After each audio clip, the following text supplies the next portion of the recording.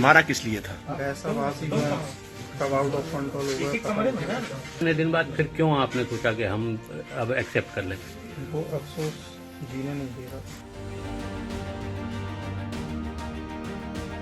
दोस्तों, छोटी सी बात कितनी बड़ी बन जाती है और किसी की जान ले सकती है, और एक छोटा सा गुस्सा इंसान से क्या करवा देता है, इस कहानी में आप समझेंगे। दोस्तों, एक शख्स जो अपने घर में नीचे उतरा चाय पीने के लिए, उसका भाई नीचे के फ्लोर पर था और उसने दरवाजा खटखटाया और भाई की नींद में खलल पड़ी और उसके बाद उसने गेट खोला और दोनों के बीच में झगड़ा हुआ, और झगड़ा इस कदर हुआ कि एक भाई ने दूसरे भाई की जान ले ली और जान लेकर के उसको वहीं पे दफना दिया।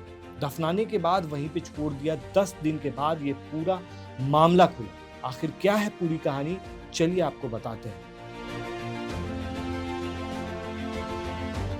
दोस्तों, ये पूरा मामला यूपी के झांसी का है, जहां छोटे भाई ने बड़े भाई की हत्या करके शव को घर के आंगन में गड्ढा खोद कर दफना दिया। घटना का खुलासा 10 दिन के बाद उसके मामा की शिकायत पर ही।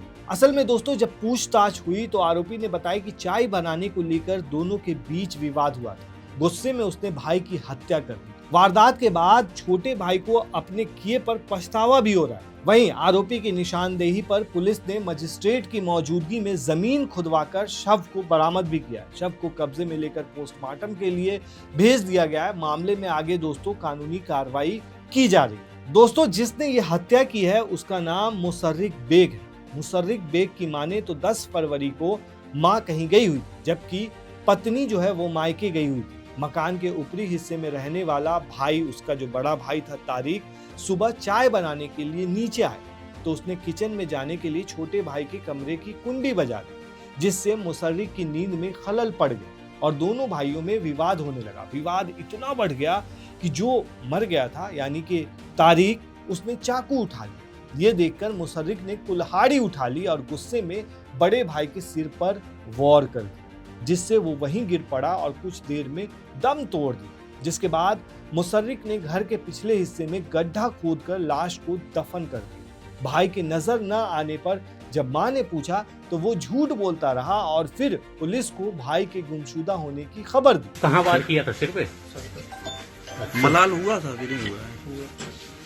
पछतावा है कि नहीं है? जब भी तो एक्सेप्ट किए कुछ जाते अच्छा, पछतावा है भाई को मारने? तो इतने दिन क्यों छुपाए रहे आप? बहुत अफसोस। इतने दिन क्यों छुपाए रहे घटना हत्या को? आखिर मारा क्यों था? मारा किस लिए था? ऐसा बात ही है, कब आउट ऑफ कंट्रोल हो गया। अच्छा, तो रहते कहाँ थे? इसी कमरे में ऊपर? डर नहीं लगता था देखते थे कि हमारे भाई की लाश गड़ी हुई है यहाँ पे?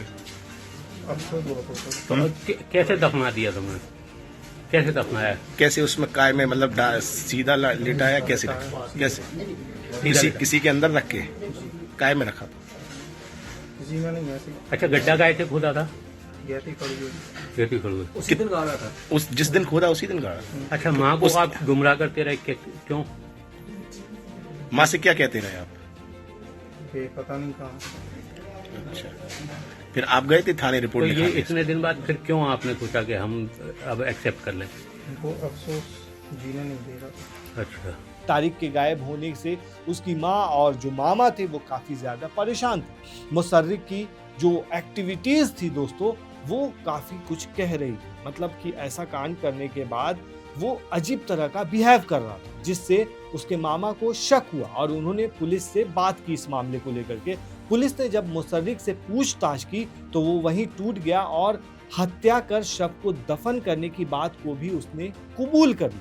अब बड़े भाई की जिस तरीके से निर्मम हत्या की थी उस मुसर्रिक बेग ने, वो अब दोस्तों अपने किए पर पछता रहा है। लेकिन आप सोच करके देखिए कि अगर वो गुस्से पर काबू कर लेता तो ये घटना नहीं होती। इसीलिए कहा जाता है दोस्तों, जिस तरीके से आग लकड़ी को खा जाती है उसी तरीके से गुस्सा अकल को खा जाता है।